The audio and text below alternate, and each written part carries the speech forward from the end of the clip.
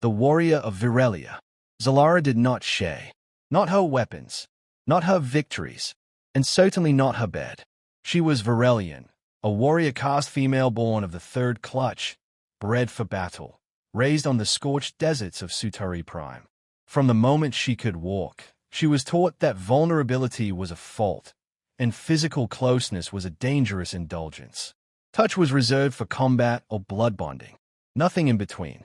She'd risen through the ranks of the Virellian military faster than any in her generation, earning command at a time when her people were at war with half the known galaxy. When the humans arrived, no one expected them to last a cycle. They were soft-bodied, emotional, and prone to unstrategic acts of courage. They fought with desperation, like they knew every loss would tear a piece out of them. To Xalara, they were illogical, fragile, but undeniably effective. And now, 2 years after the war ended, she found herself seated at a diplomatic station orbiting the neutral world of Serat 9, an alien hub for rebuilding alliances and trading wounds and words.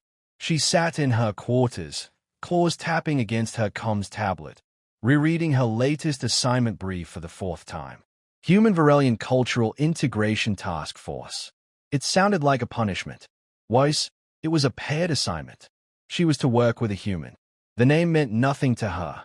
Sergeant Eli Ramirez. Military designation. Male. Veteran of the last siege on Velcorin. Minimal rank, though apparently decorated. She rolled her eyes. Humans gave each other medals for simply surviving. She stood from her desk and moved to the wide observation pane stretching across the far wall. Outside, the stars spilled like silver blood across the void. Serat IX's blue curve shimmered in the distance, alive with atmospheric storms and orbital traffic. She hated this place. Too clean, too quiet. A chime sounded. Door. She turned, voice sharp. Enter. The door slid open with a hiss, revealing her partner. He wasn't what she expected. Tall, yes. Broad-shouldered. Human standard. But his stance was relaxed, hands in pockets, like he was strolling into a tavern instead of a warrior's quarters. His hair was short and dark, but messy. His eyes, brown, expressive, met hers without flinching. He smiled. I hope I'm in the right place, he said. Otherwise, this is the most intense Airbnb I've ever seen. She blinked. What is an Airbnb? Eli's grin widened, but he raised his hands in surrender. Just a joke. Sorry. Hi. Sergeant Ramirez. Eli. You must be Commander Xalara. She stuttered him. No salute. No bow. No stiff formality. Just presence. I am, she said coolly. You are late. Yeah. Got turned around. Some Virellian kid pulled a fire alarm to see what it did. Whole corridors locked down. Her brow ridge twitched. That sounded plausible. He stepped farther inside, glancing around. Nice place. Bit sparse. You like the minimalist thing. I prefer efficiency. Clutter dulls the mind. Right. So, you hate my quarters already. She didn't know how to respond to that. He said it with a smile, but no malice, like everything was part of some private comedy only he understood. It was disarming. Too disarming. You're undisciplined, she said flatly. Unprofessional. Yeah, he agreed. I hear that a lot, but I get the job done. Xalara narrowed her eyes. We will see. He chuckled and set down his satchel, pulling out a datapad. So, mission brief says we're starting with 2 weeks of joint observation patrols, followed by a report on cross-species social cohesion. Sounds thrilling. She turned away. It is not designed for your entertainment. No, but maybe it should be. His tone was light, but the words carried weight. She glanced back, frowning. You think this is a performance? No, he said, meeting her gaze. I think it's a conversation. Between species, cultures, survivors. And sometimes conversation needs more than cold logic. It needs empathy. She hated how calmly he said it. Like it was obvious. I do not require empathy. Eli tilted his head, studying her with that unreadable human expression. Maybe not, but maybe someone like you deserves it anyway. The silence that followed was sharp. She looked at him, really looked, and saw the tension under his posture. The small signs, the faint shadows under his eyes, the worn threads at the cuffs of his jacket, the stiffness in his right leg. He'd been through things. Fought, bled, lost. Just like her. I do not share my quarters, she said quietly. Nor my meals. Nor my routines. Eli gave a small nod. Understood. I do not bond easily. He met her eyes again. I'm not asking you to. She didn't know why that answer disturbed her more than a challenge would have. He moved toward the door but paused. You know, he said, first time I met a Virellian, he told me I'd never understand his people. Said humans were too loud, too fragile, too soft. Xalara said nothing. Eli gave a small shrug. Maybe he was right. But I'd rather try and fail than sit quietly and pretend we're all the same under our skin. Then he left. Xalara stood alone in the silence. She found her claws tapping against the console again, but slower now. She looked at the spot where he'd stood. Something in her chest, something ancient and unwanted, shifted. This human was going to be a problem. The human problem. Xalara had fought insectoid swarm mines, subterranean acid-blooded raiders, and once personally tore the neural sacs from a Craxith mindwalker in single combat. None of that prepared her for Sergeant Eli Ramirez. He walked beside her through Serat IX's central concourse, hands in his jacket pockets, humming. She glared sideways. Is that noise intentional? HM, he said. Oh, yeah, just a tune stuck in my head. Want me to stop? She considered. Yes. He stopped humming.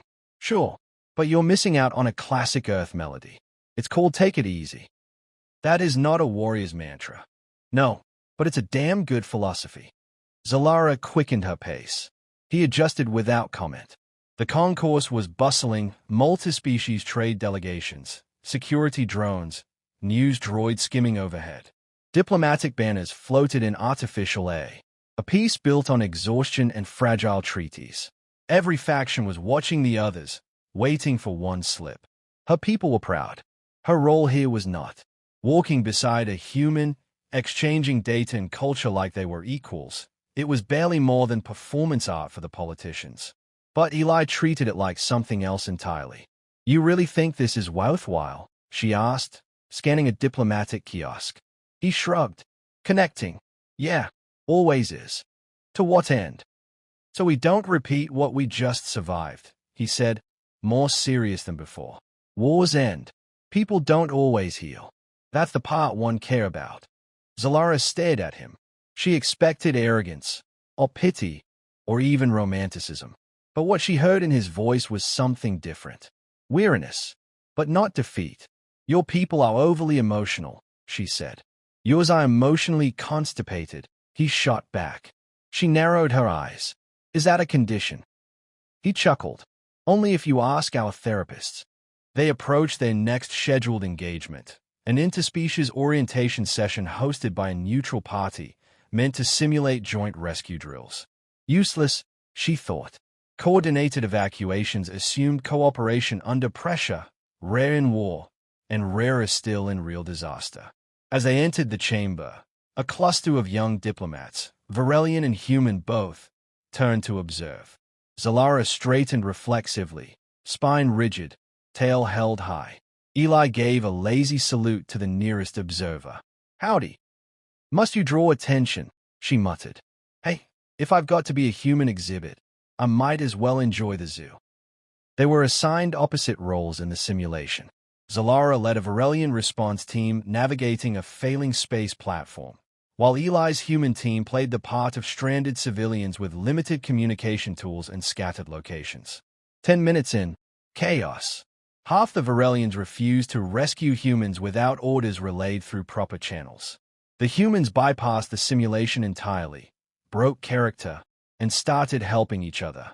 Eli, unbothered, played along. He scrawled a crude map on the simulation wall with a stylus, used his jacket as a stretcher, and barked orders in every direction, including at Virellians, whom he addressed with total confidence.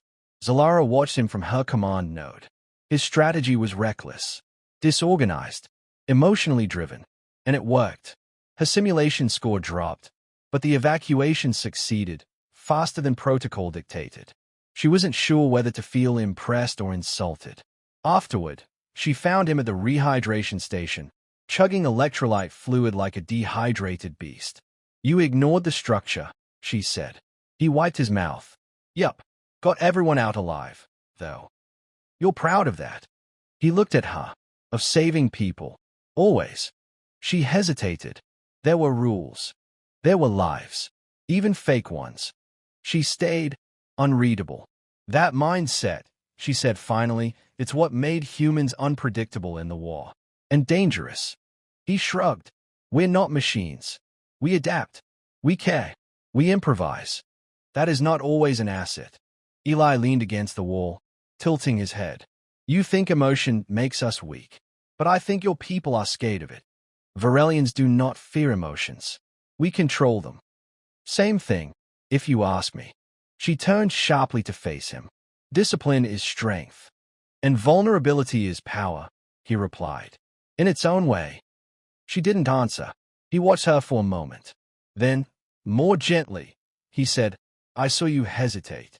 During the sim, when one of the human kids started panicking, you moved toward him. You almost broke character to help." She stiffened. "It was instinct." "Exactly," Eli said. "That's what I'm saying. That instinct. It matters." She hated that he noticed. More than that, she hated that he was right. They walked in silence for a while after that, weaving through station corridors as artificial light dimmed to mimic planetary dusk. Sarat 9 followed no true day-night cycle, but the routines gave people rhythm. As they approached the lift to their shared mission hub, Eli spoke again, quietly this time. "You ever miss it?" he asked. "The war?" Xalara blinked. "Why would I?" "Some soldiers do," he said. "Not the bloodshed. The clarity. Knowing your purpose. Your enemy.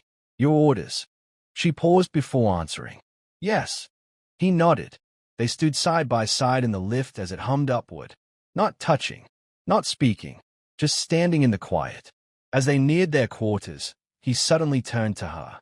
"You know what I miss most?" She raised a brow. "Noise," he said. "Real noise. Cities. Crowds. Laughter in bars. Someone yelling over music because they want to be heard. Not alarms. Not gunfire. Just life." She considered his words, then offered something small, her voice softer than he'd yet heard it. "There was a sand market on Sutori. Before the war, my clutch mother took me once. It was chaos. Voices. Smoke. Arguments.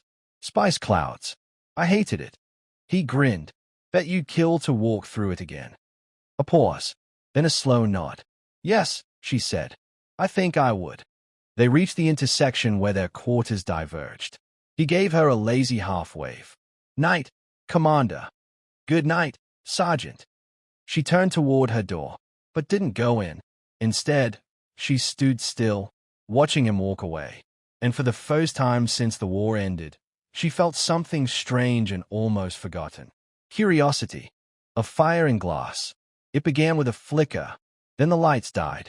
Sarat IX's Sector C, the diplomatic wing, plunged into darkness, then flared crimson as emergency beacons activated. Xalara was in her room, mid-briefing log, when the station trembled beneath her feet. A second later, a low tremor rolled through the walls like a distant growl. She was already grabbing her plasma staff when the comm panel lit up. "Emergency containment failure. Sector C3. All personnel evacuate immediately." She cursed and bolted for the door. The corridor outside was chaos. Fire suppression drones buzzed overhead, spewing containment foam into a hallway bathed in smoke and flickering power surges. Diplomats and staff ran in every direction, some following protocol, most simply running. Xalara pushed through the crowd, scanning the smoke for familiar shapes. "Eli," she shouted over the alarm klaxons. No answer. Her comlink buzzed. She jabbed it open. "This is Ramirez. I'm in C3. Power conduit ruptured during maintenance. There's a Virellian kid trapped under debris in the auxiliary corridor. I've got him stabilized, but we're pinned." Xalara's gut turned to ice. She slammed the lift override and punched in Sector C3 access. The emergency systems denied the request.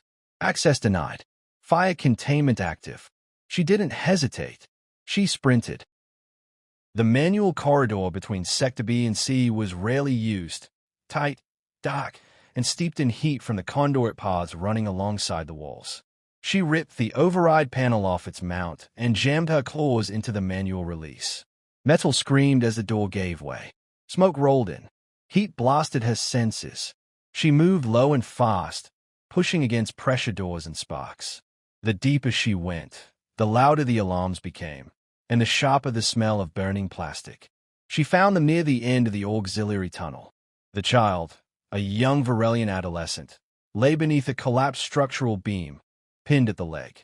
Eli knelt beside him, jacket wrapped around the kid's upper body, shielding him from debris and smoke. His arm was blooded. His face was slick with sweat and soot. The moment Eli saw her, he grinned. "Took you long enough."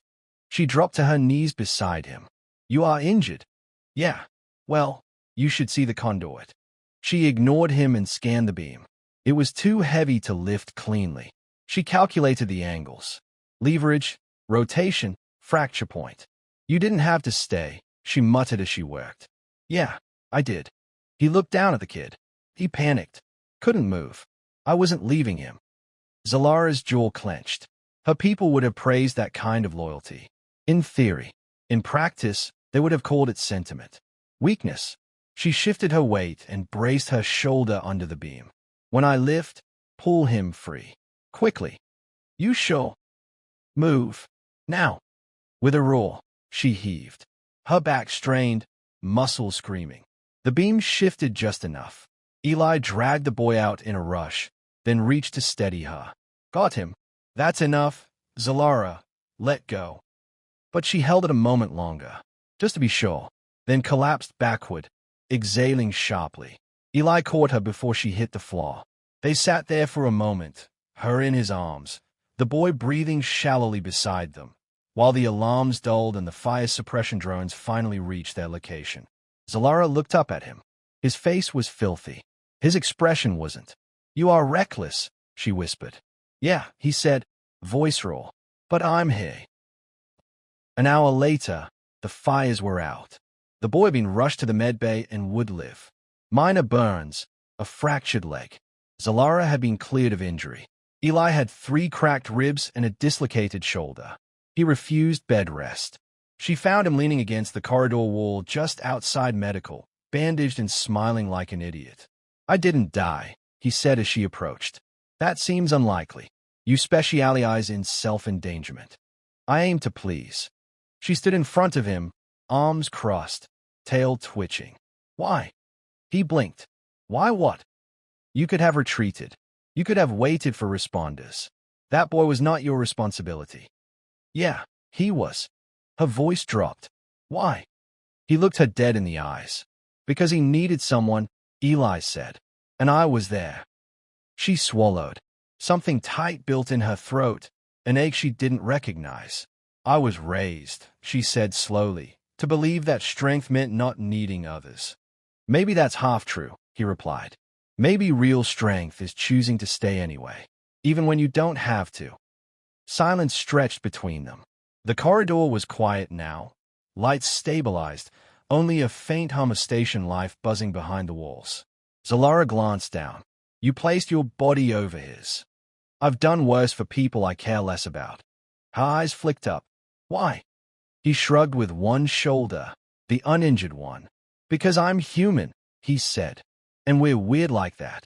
She stepped closer, so close her breath mingled with his.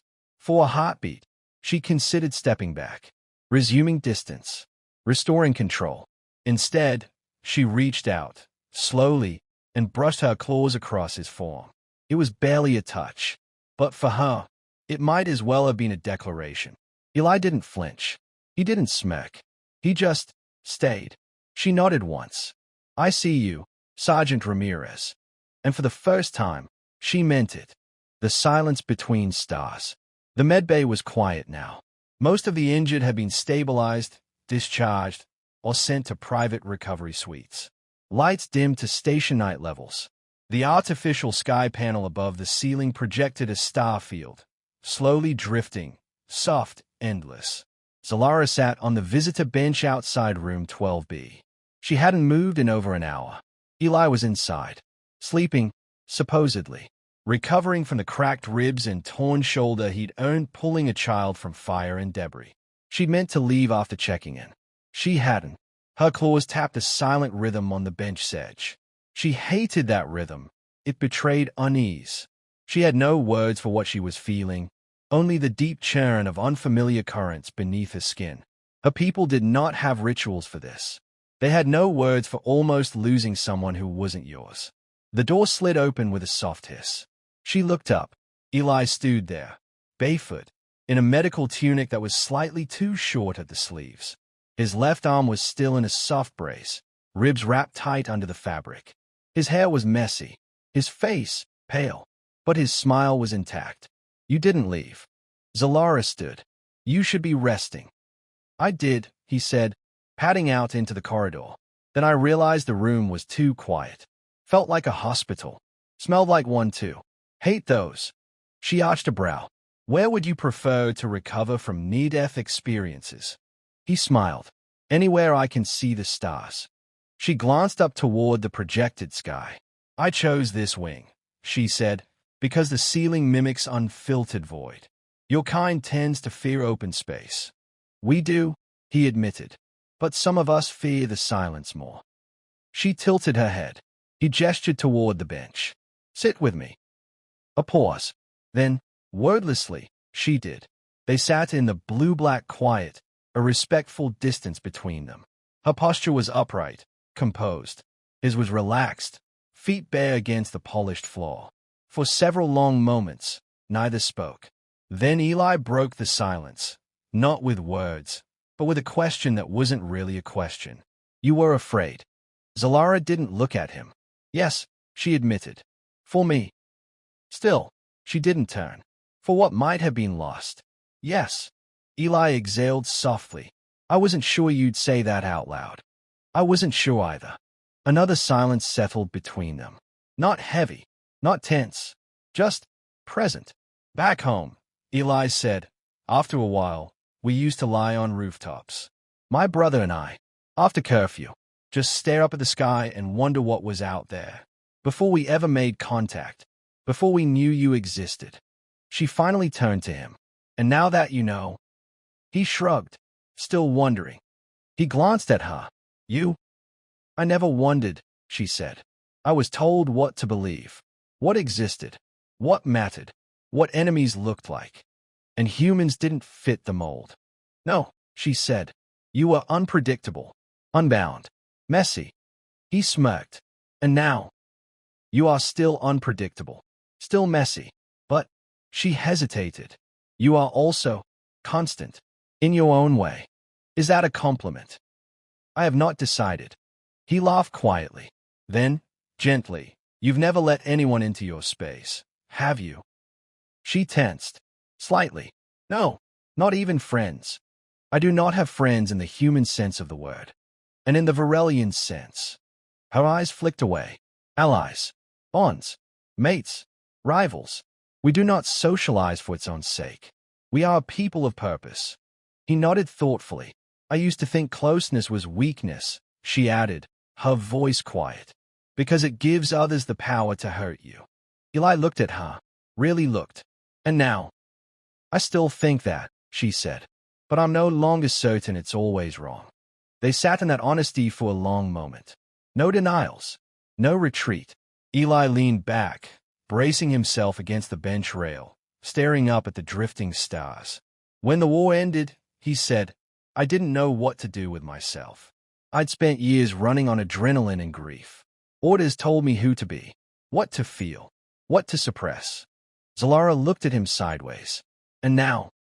"I wake up in the middle of the night sometimes, still reaching for a rifle, still expecting gunfire.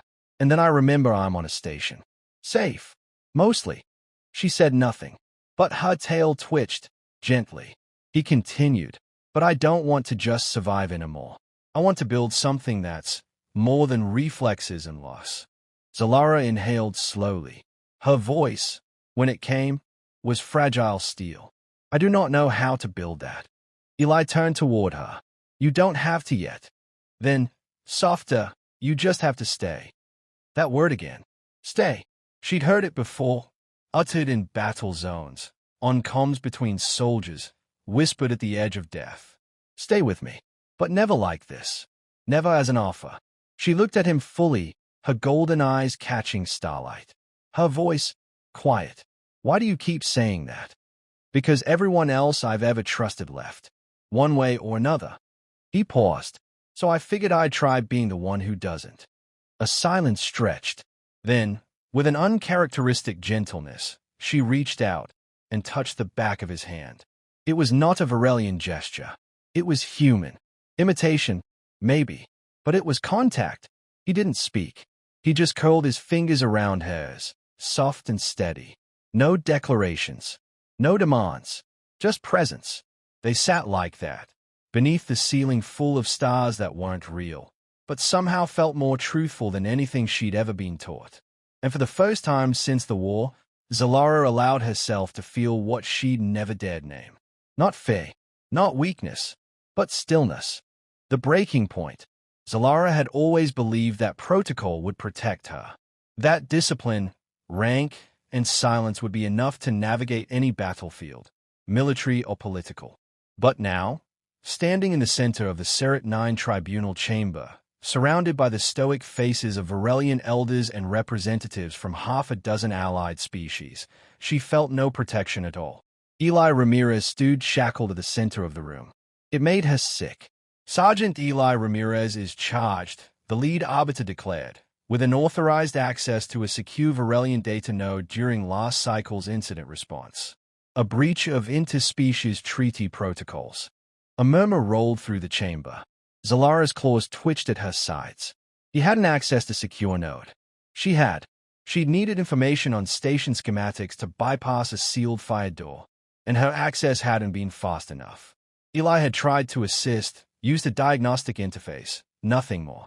It had triggered a legacy alert tied to obsolete encryption codes. A harmless misstep, but the wrong species at the wrong console was always a threat in the eyes of politics. Eli stood tall despite the binding cuffs. His face was calm, controlled, but she saw the tension in his shoulders, the way he glanced at her. Once, only once, before returning his gaze to the tribunal floor. He wasn't asking her for anything. Not even now. The lead arbiter continued, voice cold. Under Article 12 of the Coalition's Joint Operations Charter, such a breach, intentional or not, requires disciplinary review, with authority deferred to the offended species. As the data node belonged to the Virellian consulate, judgment and sentencing rights are yours, Commander Xalara. The room turned toward her. She stepped forward slowly, tail low and posture rigid. Her body moved on instinct, all her military training anchoring her in posture and silence. But her mind was boiling. They expected her to condemn him. They expected obedience. The arbiter gestured. Your recommendation, Commander. She looked at Eli. He gave her the smallest shake of his head. Don't risk yourself. But she already had. I invoke Rightum Kareth, she said clearly. Gasps followed. The arbiter's eyes narrowed. You, what? Rightum Kareth, she repeated. Ancient law. Warrior precedent. I claim him as under my protection. Any accusations leveled against him will be treated as accusations against me. You would bind yourself, publicly, to a human, the arbiter hissed. A non-clutch outsider. She didn't blink. I would. You disgrace your name. I honor what remains of it. Eli stepped forward, eyes wide. Xalara, you don't have to do this. She turned to him, and for the first time, she let him see her as she truly was.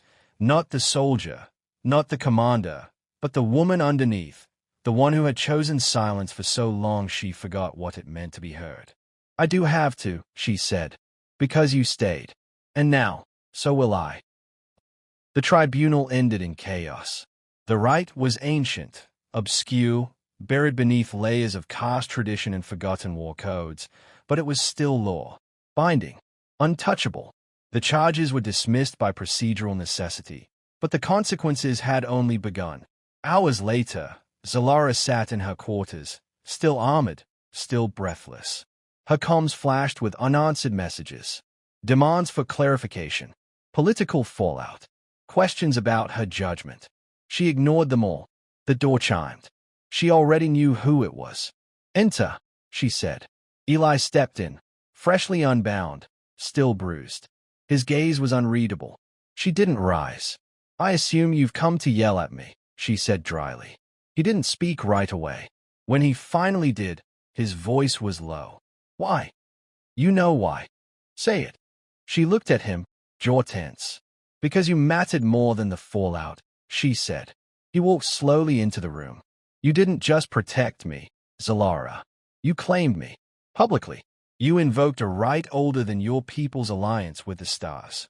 She stood now, facing him, "And I would do it again, even if it means losing everything." She hesitated, then nodded. Even then. He stepped closer, so close she could see the pulse in his throat, the small cut on his cheek, the storm behind his quiet gaze. "I never wanted to be a liability," he said. "You're not. You could have walked away." "I don't walk away," she said. "Not from you." That broke something in the air between them. Not fragile, not painful, just true.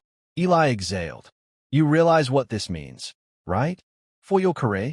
For your people?" "Yes. And you're not afraid." "I'm terrified," she admitted. He smiled faintly. "Good. Then we're both in the same place." She studied him. This human who had laughed through danger, stayed through fire, and now stood quietly, offering her something she had never accepted from anyone before. Not allegiance, not respect, but choice. A moment passed, then another. "Come with me," she said suddenly. "Where?" She didn't answer, just walked to the inner door, to her bedroom. She stopped there, resting one hand on the frame, waiting. Eli approached. He didn't speak. He didn't assume. He just stood there, close enough to touch her, waiting for her decision. She turned, finally meeting his eyes. "I have never let anyone in," she said. "I know. I do not know how this ends. Neither do I."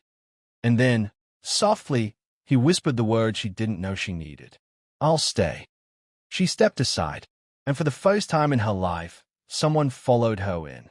Not because he forced his way in, not because she was weak, but because she let him. "I'll stay." Her quarters were silent. Not the cold, sterile silence of a military bunker or diplomatic chamber, but the kind of silence that comes just before something new, untested, and irreversible. Xalara stood just inside the threshold of her private chambers, watching as Eli stepped slowly into her space. His movements were careful, respectful, deliberate. Not like an intruder, not like a conqueror, but like someone waiting to be invited further. No one had ever crossed this threshold before. Not lovers, not family, not even fellow commanders. The room was spare by human standards, bare walls, a low sleeping platform in the center, a few artifacts of home, a ritual dagger from her first blood duel, a stone from her clutching nest, a ceremonial bracelet she hadn't worn in years. Eli's eyes drifted over it all without comment. He wasn't here to examine her past. He was here because she had asked him to stay. Xalara took a slow breath, her muscles tight beneath a uniform. She felt absurdly exposed, standing in her own sanctuary, fully clothed, fully armored. Not physically, but in every other way that mattered. Eli turned toward her. "You don't have to do anything you're not ready for." She studied him, always giving her an out, always leaving the door open, but never pushing through it. "I've spent my life behind a shield," she said quietly.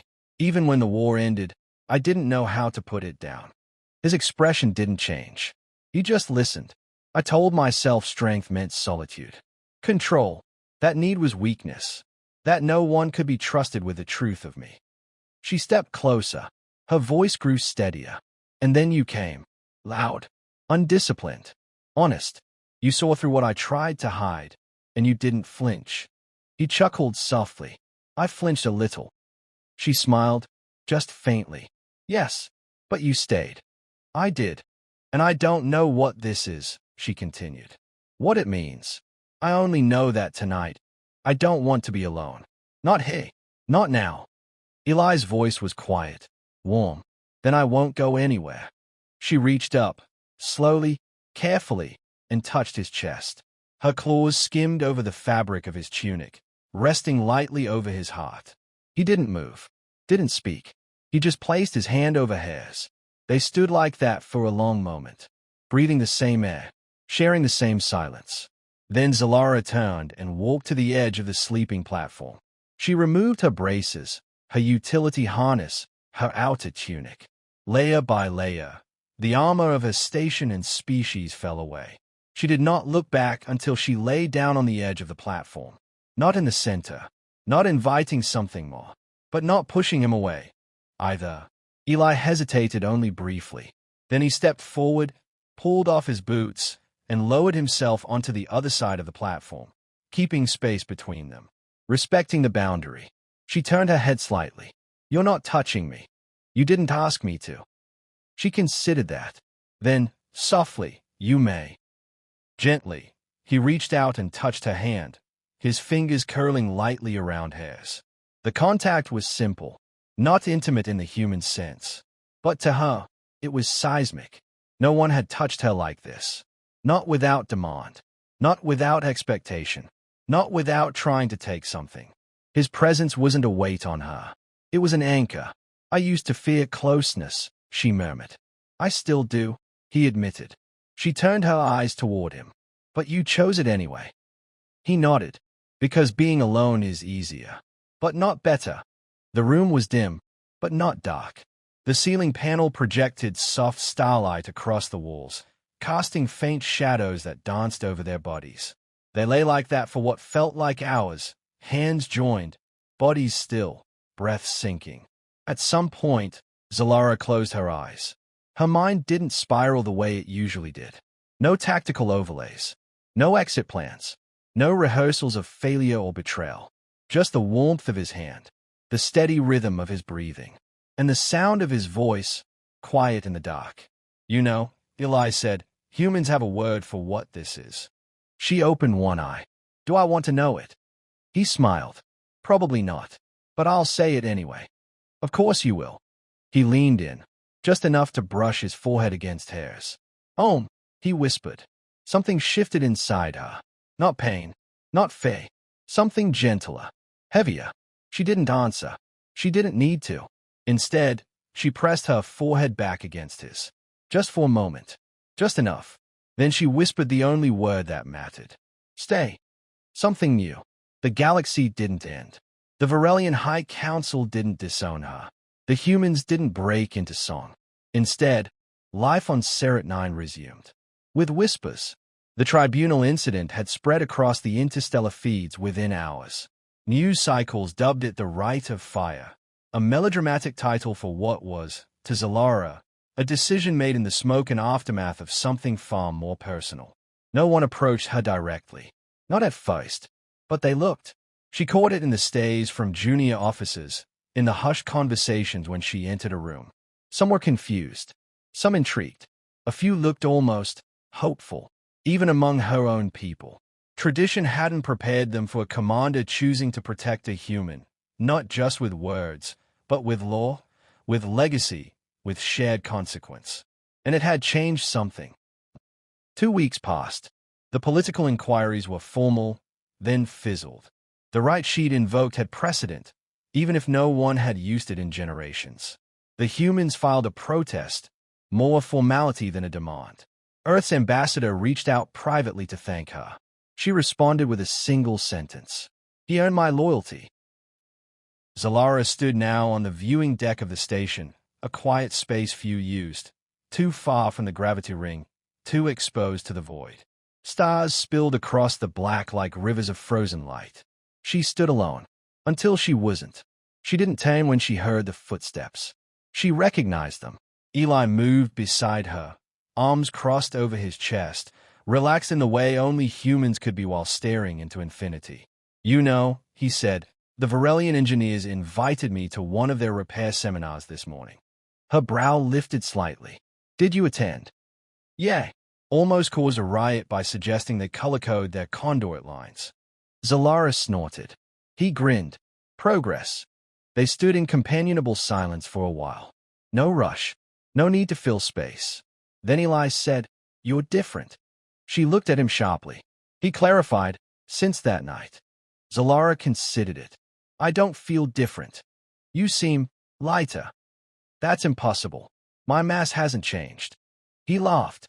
"I meant emotionally." That makes even less sense." But there was a twitch of something, humor, maybe, at the corner of her mouth. "I have been thinking," she said, her voice softer now, "about how things begin." Eli leaned on the railing. "Go on." "My people teach that relationships are formed through purpose, mutual gain, strategic balance. Love is viewed as an indulgent byproduct, rare, unstable. And you?" "I don't know." She turned her eyes to the stars. "But this, what we've shared, it didn't begin with purpose. It began with persistence, with absurdity, with you refusing to leave." Eli nodded. "We call that stubbornness. Whatever it is, it wasn't strategic. It wasn't logical. It just happened." He said nothing.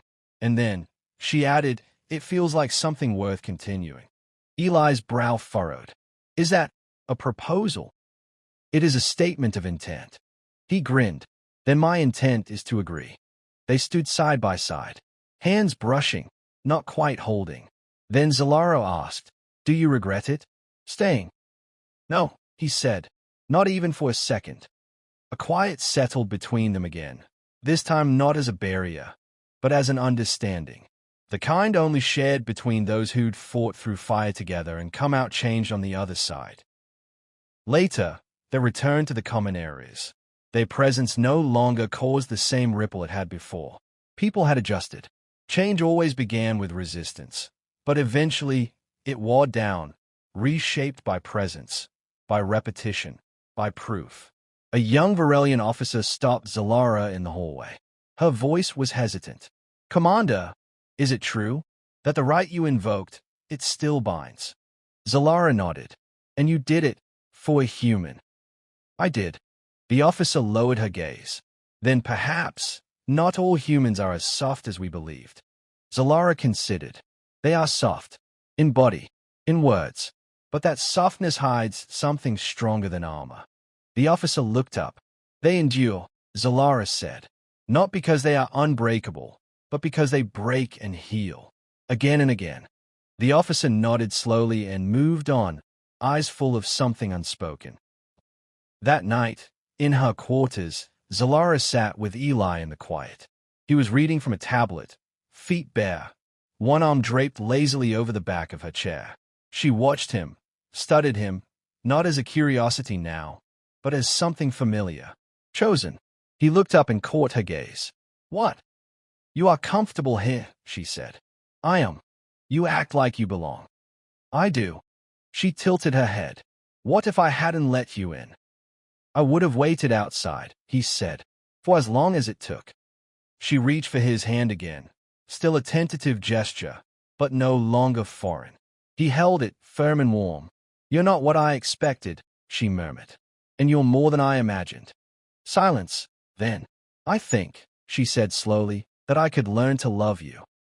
Eli didn't blink, didn't smile. He just squeezed her hand. "I already do."